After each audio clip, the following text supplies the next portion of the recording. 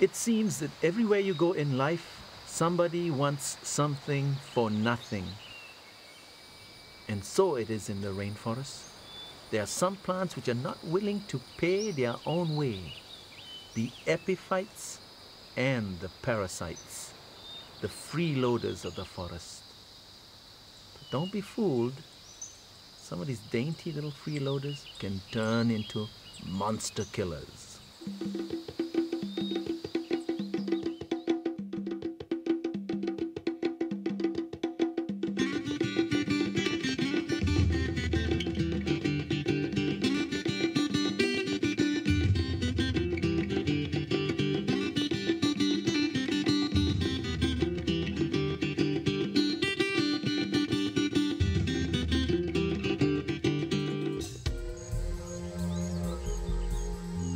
The most prolific of these freeloaders are the epiphytes.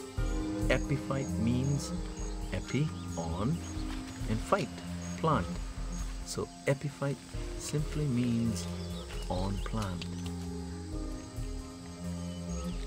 If you want to see epiphytes in the rainforest, there's only one way to go, up.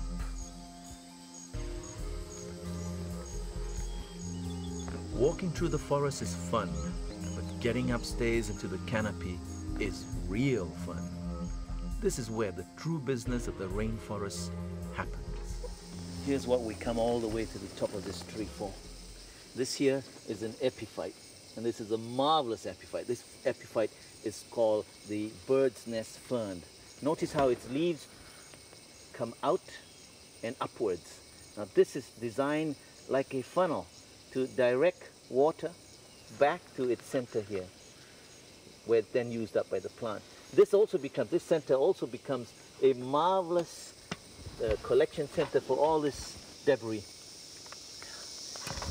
And this will store the water, and water needed especially during the dry weather. Now this also becomes a wonderful, unique mini garden, a closed ecosystem that makes homes with ants, spiders, maybe even snakes. Yeah, brilliant ecosystem. Epiphytes will make a home wherever they can, but always that home will be on a larger tree that can provide them with the advantages that they need to thrive and to procreate, to make little baby epiphytes, to carry on the species. The most important thing any animal or plant can do.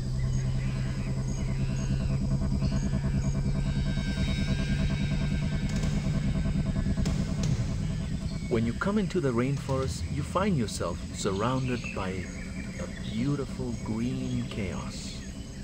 This is chaos caused by a war. There's a ferocious battle going on here. A battle for water and a battle for light. It's a war the epiphytes and the parasites, along with their cousins, are instinctively determined to win, no matter the cost to the innocent trees they use as their host.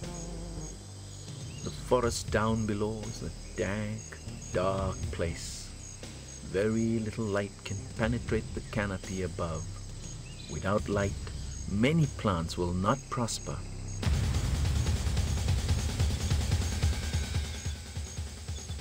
Especially our freeloading friends. So what do? They reach for the sky on the sturdy backs of the great tall forest trees. Look here. This is an aroid.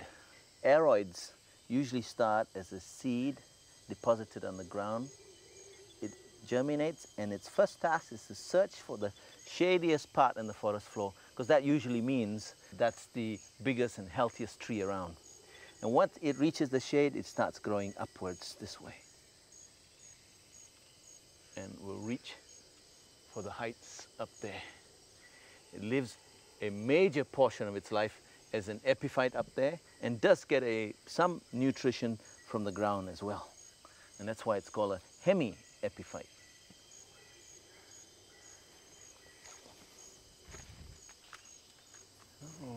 look at this. We've got here an aroid that's in fruit. And this fruit here is meant to be eaten by squirrels or monkeys. And it'll carry the seed of the aroid away from its parent source and deposit elsewhere. And when that germinates, a new aroid finds life in this chaos.